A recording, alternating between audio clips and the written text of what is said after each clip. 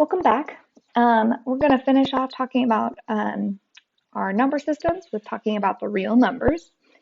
The real numbers, the set of real numbers, includes all of the rational numbers that we have been talking about before. So all of the fractions and their opposites, as well as a whole lot more. And so then the question to consider is kind of like, what else is there besides these rational numbers? Which we thought of as fractions or ratios of integers. So let's make a little note. So these rational numbers, right, are things of the form a over b, where a and b are integers, and b does not equal to 0. One thing to consider, what else is there, is a number like the square root of 2. So you can put the square root of 2 in your calculator and you get some decimal approximation. But this decimal approximation it is just that, it's just an approximation. It is not an exact value for the square root of 2. This refers back to the square root of 2 was first, we first know about its discovery with from Pythagoras, who was looking at the right triangle with side lengths 1 and 1. And so if we use the Pythagorean theorem, which says a squared plus b squared is equal to c squared, this would tell me that the side length of c should be whatever number squares to be 2, or the square root of 2. And in fact, this gives us a nice definition for what the square root means. The definition of the square root of some number, some positive integer, is, so the square root of a is equal to b, where b squared is equal to a, and b is non-negative, so greater than or equal to 0. So we take the square root of a number to be the positive number that we square to get a. So the square root of a is a positive number we square to get a. So by this definition, the square root of 4 is 2, not negative 2, even though negative 2 times negative 2 is also equal to 4. So we always define the square root to be just the positive one of those two things. This is like a little caveat, like kind of a technicality, but there's kind of a distinction to be made here that I'll bring up again in a little bit. Okay, so this is where we first see the square root of 2 was coming from trying to find the length of this hypotenuse of this triangle, as we mentioned in the last video. And the reason why this is important is we're going to count this as a real number, basically because it gives us the length of a side, so it's a nice real measurement. However, it cannot be written but it is not a rational number. And so let's talk about how we know it's not a rational number, because you might be able to believe, based off of this calculation, that off to the side here, that like, okay, if I have this rectangle, I'll say it has side length 1 and side length 1 here, then sure, this side length has to be square root of 2. How do I know I can't find some fraction that is equal to the square root of 2? And so here is an explanation of how that works. So we're going to say, so here is what we'll call proof, or an explanation as to why the square root of 2 is not a rational number, or doesn't fall in this form a over b, because that's what it means to be a rational number. It means that we have this fraction form where a and b are integers. Okay, so remember, so our method of showing this is by assuming it is a rational number and showing that has to be false. We get some crazy thing that happens, or something that we're going to call a contradiction, or some weird result. So this, we talked about contradictions before. We talked about them when we talked about the fact that there were infinitely many prime numbers. that they're a result of this like indirect reasoning or an example of this indirect reasoning. And so here's another example of indirect reasoning uh, giving us information. So what we're going to do is we're going to say, let's suppose that the square root of 2 is a rational number. Well, what does it mean to be a rational number? It means that I can write the square root of 2 as some fraction, a over b, where I know that a and b are integers and that b is not 0. And we're going to assume that, and in fact, I don't even know if I need in this version of what I'm writing up, but we're just assume that a over b is reduced. If not, we'll just reduce it, right? So in other words, assume that a over b is not like 4 over 6. If it is, just reduce it down to 2/3. Okay, so we're assuming that it is a fraction or a rational number. So what does this mean? This means if I have the square root of 2 is equal to a over b, let's go ahead and square both sides. So that means if I square both sides, I get 2 is equal to a over b squared. So squaring the square root of 2 should give me 2. And squaring the right-hand side gives me a over b squared, or a squared over b squared. And that tells me if I now multiply both sides by b squared, that 2b squared is equal to a squared. So here I'm just taking this b squared and I'm multiplying it on the left. So hopefully this is okay with you. All I started off with was assuming square root of 2 is equal to a over b, and I just do a little bit of algebra and I get 2b squared is equal to a squared. Okay, so there are two fun facts that we want to note. So basically the idea for the rest of the argument says what we want to use is we want to think about prime factorization of these two numbers, so this 2b squared and this a squared. And we want to use what we know about prime factorization to show that this can't, to get something impossible, basically. So these two things we want to note about prime factorization are this first one, is that prime factorization says that basically, since these two numbers are equal, 2b squared is equal to a squared, since those two numbers are equal, 2b squared should have the same number of prime factors as a squared, right? Because if I did out the prime factorization of the left-hand side, it should be the same as the prime factorization of the right-hand side. So basically it's saying, yeah, their prime factorization should be the same since they're equal. And that's just what the fundamental theorem of arithmetic says. It says each number has one unique prime factorization. The second point we want to note that's going to be important is that a squared should have an even number of factors. And this basically comes from the fact that it's just a number squared. So for instance, if a has this prime factorization that looks like p to some power and then some other prime to another power and so on, well, when I square it, let's say I look at a squared, I'm going to square both sides. And maybe this is obvious to you and you don't need to do this step of explanation, but maybe it's helpful. And then when I square both sides, these exponents distribute really nicely over multiplication, not over addition, of course.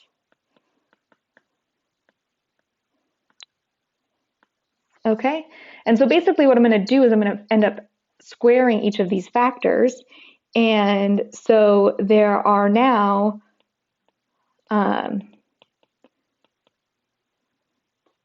I can see there's going to be like here there are 2k1 factors, here there are 2k2 factors, and so on, and here there are 2kn factors. So there's the whole number of factors is going to be a multiple of 2, and so it's even.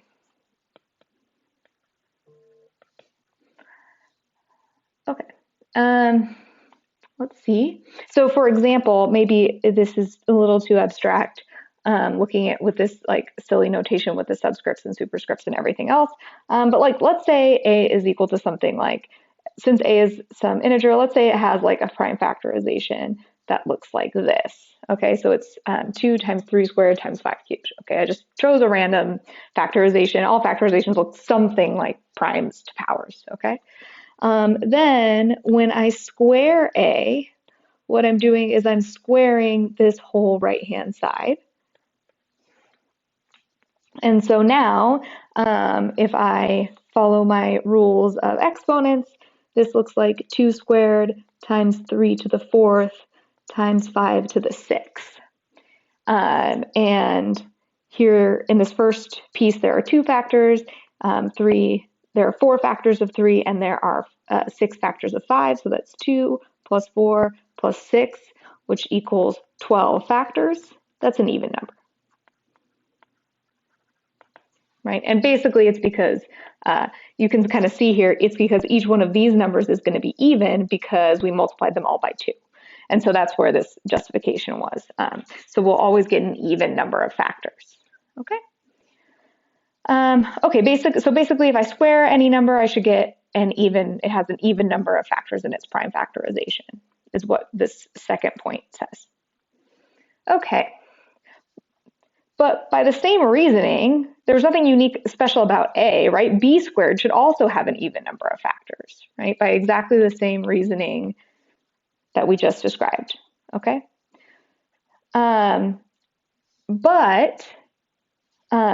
So then if I take B squared, so B squared has an even number of factors, and if I multiply it by 2, I'm just adding in one factor. This should have an odd number of factors.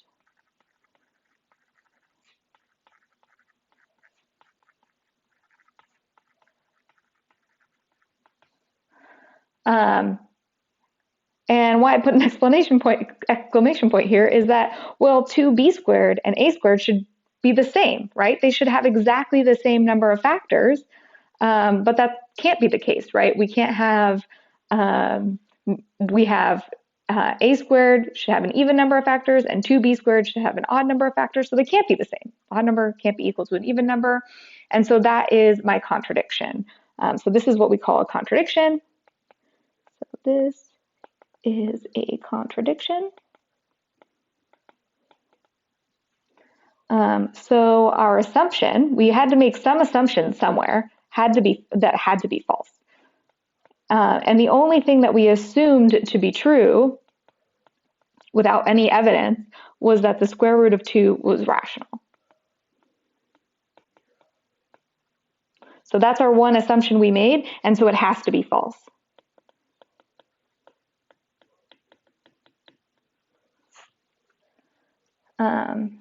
Great.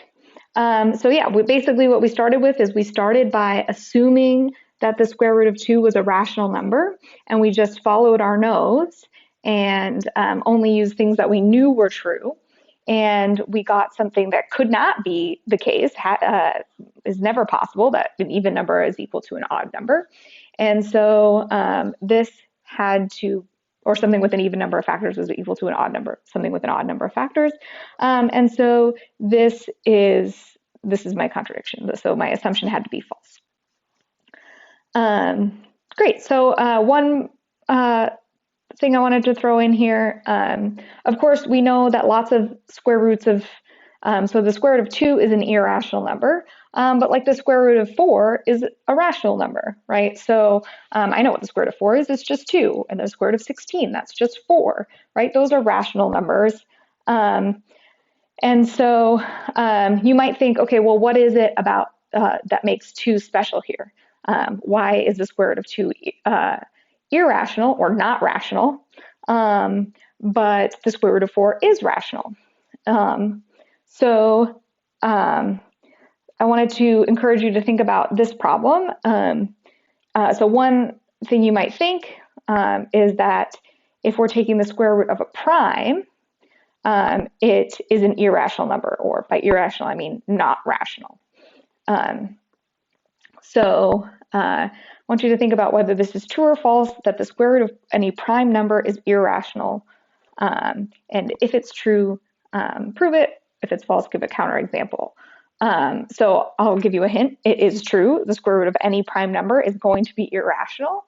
So if you would like to talk about this problem as far as getting participation points, try to adapt this argument that we just went through to a general prime, or even just square root of 5, or some other prime other than 2, and maybe talk through how this argument would work for a different prime number and how you would still get an irrational number.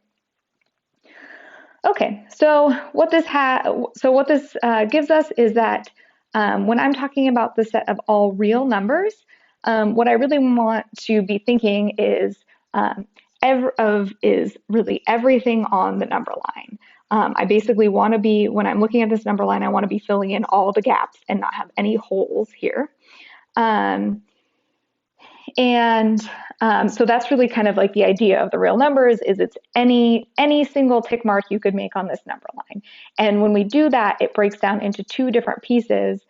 We have that number could either be rational, like we talked about last time, and we can write it as a fraction, or it can be irrational, like the square root of 2.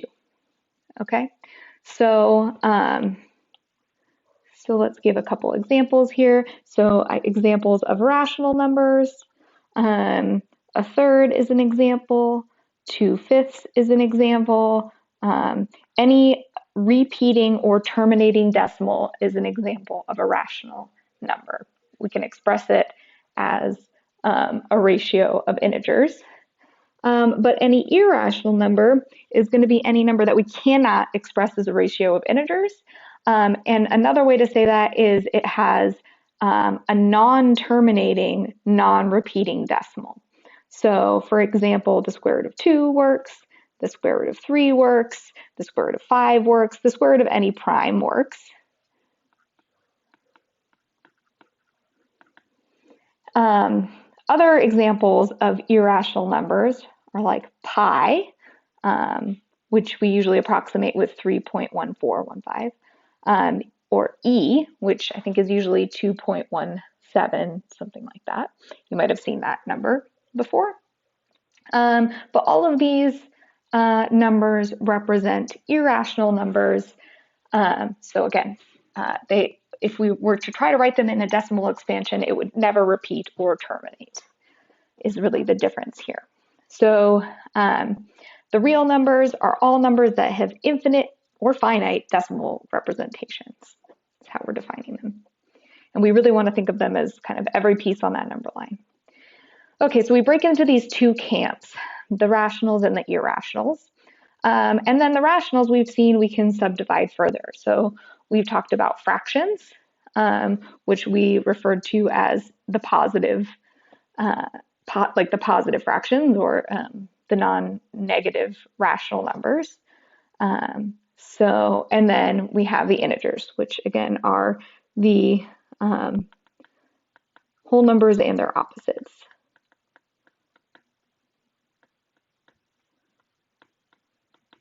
Great. And my whole numbers, I think in this diagram that they give in the book, they're counting the whole numbers to include 0. Again, I'll keep saying, whether or not you include 0, I'll try to either specify or, if it matters. And they refer to, in this case, the counting numbers as the one not including 0. This is really an artificial distinction. And, okay, so great. So kind of here's where I think this diagram is kind of nice. It shows, some of these distinctions are obviously artificial between counting numbers and whole numbers, but things like the difference between a rational number and an irrational number are definitely agreed upon distinctions, and important distinctions in some sense. Okay, so again, now if I'm thinking of this whole set of real numbers, what's nice is these properties that we've been talking about with all of our operations, all the properties we've been talking about hold with addition and multiplication. So the real numbers are closed under addition, they're closed under multiplication, their addition is commutative, multiplication is commutative, they're both associative, The real numbers have the multiplicative identity and the additive identity, and of course they have both inverses, and the distributive property of multiplication happens over addition. Great, so we have all of our properties just like we did with the rational numbers over both of these operations. Okay, and then as I mentioned last time, we made this small distinction, or we mentioned this quality that we have now been bringing up about density.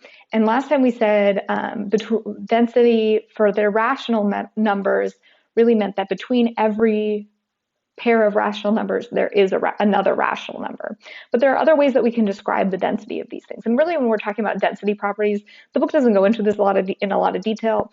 But when we're talking about density, what we really mean is kind of like, okay, so we've broken up the real numbers into these two categories. Like if you're a real number, it means you're either a rational number or you're an irrational number, right? And when I talk about density, what I'm saying is, okay, well, what does that mean as far as if I were to grab an arbitrary point on this line, is it more likely that it would be a rational number or an irrational number? Or like, how are these numbers divided? Is it the fact that half of them are rational and half of them are irrational? Or is it the fact that like almost all of them are rational numbers, but there happen to be a couple irrational numbers like these few that I can list?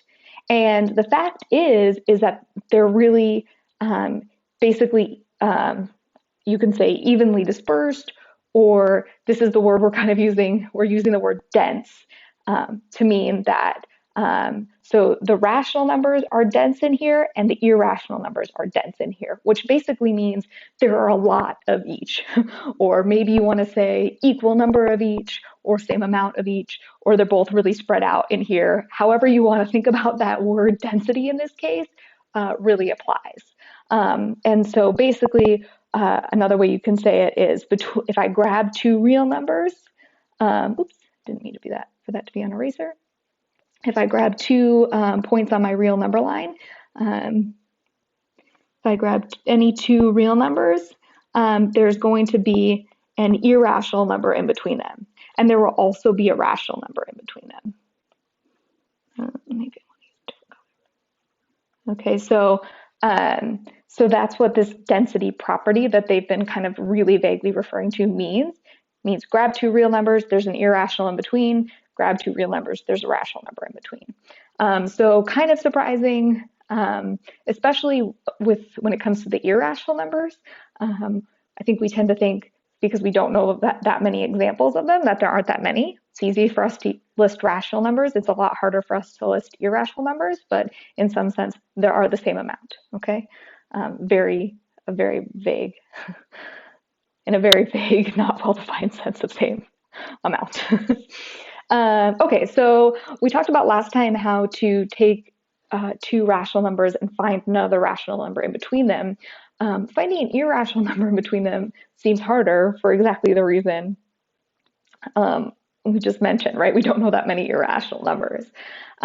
So there is a problem asking about this, and there's basically a nice trick that we want to think about when finding an irrational number in between 2 real numbers or rational numbers or whatever kind of number you're looking for. Okay, so let's say I have these 2 numbers. I have 0.5 and 0.6. They're both clearly real numbers. They're in fact both rational numbers. They're in fact both fractions. So because their decimals terminate. And I want to find an irrational number in between them. Well, gosh, those are pretty small, like close together on the number line in my mind, right? I'd really have to zoom in on that number line to find anything in between 1.5 and 1.6. So I'm going to use a little trick. And my trick is I'm going to take an irrational number that I already know. And it doesn't matter really which one. You can choose your favorite one. You might choose the square root of 2. You might choose pi. You might choose e. I'll choose the square root of 2. And I'm going to take these two numbers and I'm going to divide them by that rational number. So I'm going to look at, instead of just 1.5, let's look at 1.5 divided by the square root of 2. And instead of 1.6, I'm going to look at 1.6 divided by the square root of 2. So it doesn't matter which irrational number I do this with, but I'll take square root of 2 just because I like that one. And if you were to plug this into your calculator, you can get a nice approximation to see roughly what size this is, okay? And of course, this is just an approximation because this should be an irrational number. It's not the one that I'm looking for, but this number is about 1.06066 and so on. And this is just using, again, just kind of plugging in my calculator, approximating these things. And 1.6 divided by square root of 2, if you plug this into your calculator, you should get 1.13137. So this is just approximation, just to reiterate. But based on this approximation, I can kind of guess a number that's going to be bigger than this thing and less than this thing, right? So something that would certainly be bigger than this is like 1.1 and 1.2 and 1.3, right? But 1.1 will also certainly be less than this, okay? So notice, so if I look at these two numbers, 1.5 divided by the square root of 2, 1.1 is in between 1.5 divided by the square root of 2 and 1.6 divided by the square root of 2.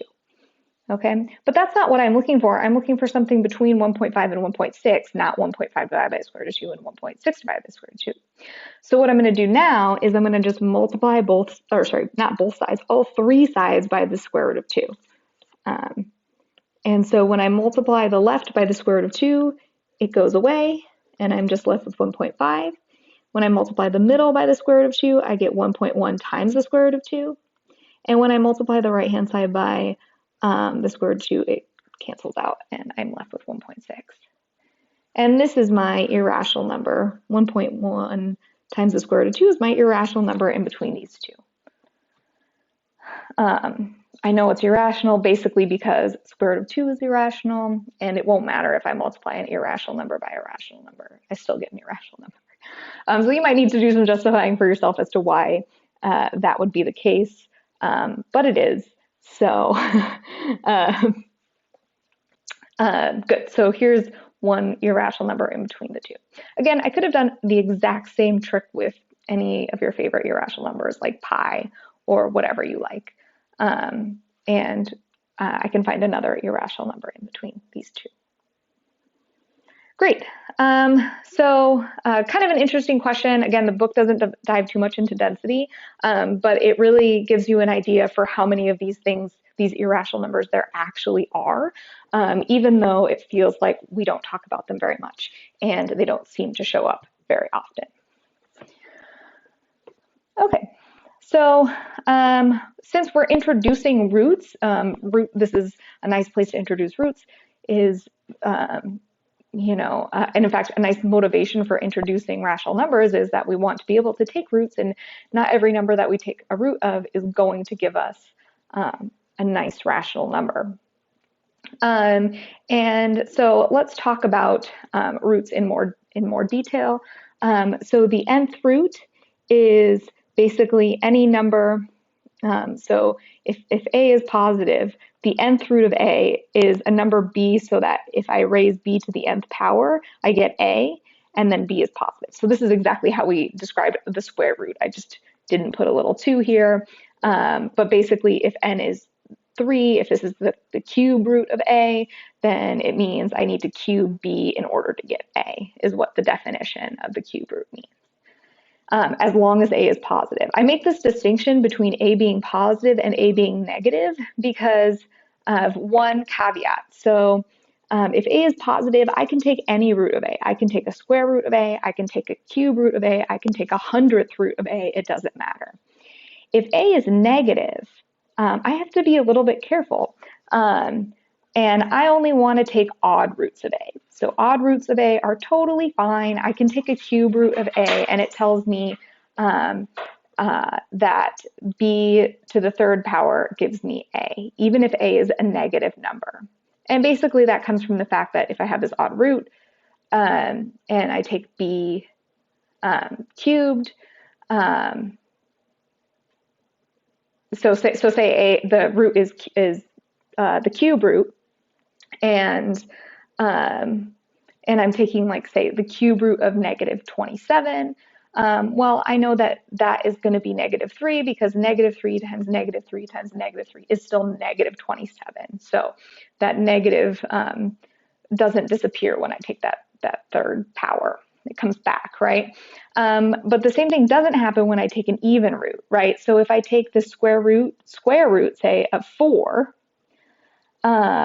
well, it's not 2 because 2 times, or sorry, if I take the square root of negative 4, it's not 2 because 2 times 2 is positive 4. But it's also not negative 2 because negative 2 times negative 2 is also positive 4. So for this reason, we're only talking about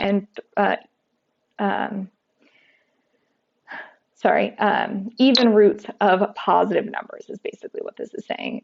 If you've seen something like the square root of negative 4 before, it's an imaginary number, or a, sorry, I don't know. There we go. I don't know why this got weird here. Okay, there we go. The square root of negative 4 is an imaginary number, or a complex number. The word imaginary is sort of a misnomer, sort of just like the word irrational. It seems like a bad name for something. It's not that they're any more rational in like some cognitive sense. It's just that they're not written as a ratio, and that's why we call their numbers irrational. And it's not really that these complex numbers are imaginary or made up in any other sense than they don't fall on the real number line. So it's just meant to be a dichotomy to real, as opposed to like made up in the sense that they don't matter or play any role in our physical reality. That is not the case. I will not continue talking about this because I could talk about it literally all day and no one cares. So the point being, we do have these complex numbers. We won't be talking about them in detail, but not because they aren't important, just they don't make up the real number line, and your students won't need to know about them. So great. So when I talk about roots, I can take odd roots of negative numbers, but I won't be talking about taking even roots of negative numbers, is the point. Okay, so I have, so great. So I've just been talking about this in terms of the nth root. Another way to describe that is using a quote unquote rational exponent. And so this nth root of a is the exact same thing as saying, a to the 1 over n. Okay, so they're just different notations really for the same exact thing. So this is kind of a key, like a nice thing to note somewhere, and kind of helps you deal with roots and rational exponents. They're very much related. So let's look at some examples. Sorry, I didn't mean to go on for too long there. So the fourth root of 81, for example, okay, it's an even root, but it's of a nice non-negative number, of a positive number. This is just 3. And that's because if I take 3 and I multiply it by itself 4 times, or 3 to the 4th power, that gives me 81.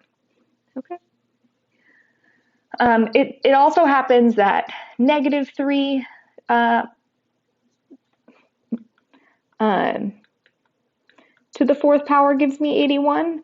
But remember, I'm just defining this nth root to be the positive things. So that b is greater than 0. Okay, so that is not the 4th root. Okay, so it's just a caveat of the definition. Okay, the 5th root of negative 32 is going to be negative 2, and this is since if I take negative 2 and I multiply it by itself 5 times, I get negative 32. So here's what I was saying. We can take an odd root of a negative number, and we just get a negative value of. However, if I were to look at the sixth root of negative 64, there is no real number that's equal to that because b to the sixth for any value of b has to be positive. If I multiply any number by itself 6 times, I've got to get a positive number out. So this would be an imaginary or complex number. So just be aware. I think most of these questions, if they ask you about something like this, they would say, what is the real value of this? And you would say there is none, or something like that. There is no real number equal to this. Square root of 72, something like this. So if I don't put if there's no number up there, that just means this is the square root, or there's like a little invisible 2. So some of these problems ask you to just like simplify a square root, like the square root of 72 or some sort of root. Here I notice that 72 is just 6 times 6 times 2.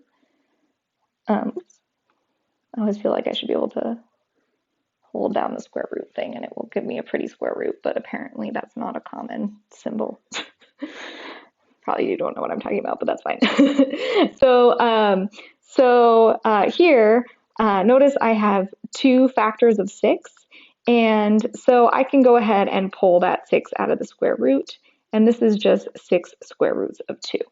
And this basically comes from the properties of exponents that I'll talk about again in a second, because I know that the square root can be written as a rational exponent, or maybe what I should say is the square root of 72, or another way of explaining this is, I guess, the square root of 72 is 72 to the 1/2, which is 6 times 6 times 2 to the 1/2.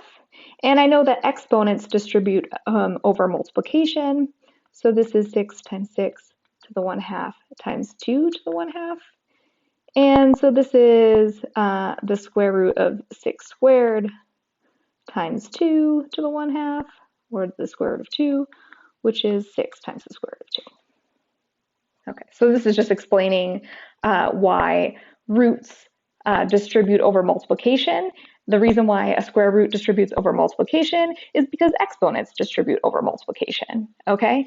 So just like exponents distribute over multiplication, they don't distribute over addition, roots do not distribute over addition. They only distribute over multiplication.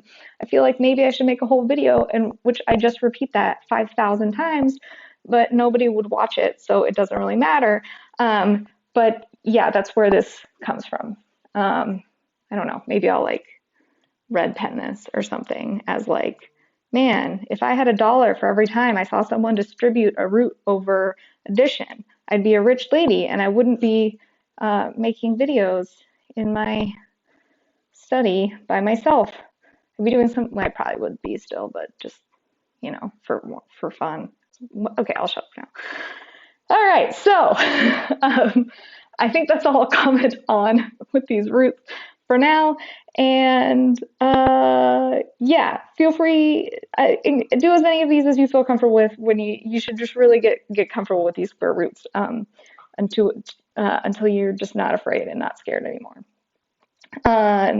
Okay, so this last little note that I put at the bottom here is just that I just wanted to make an actual note for this distinction between saying the square root of 2 is different from saying x squared is equal to 2. And that is, when I say square root of 2, I'm implying that it's the positive number.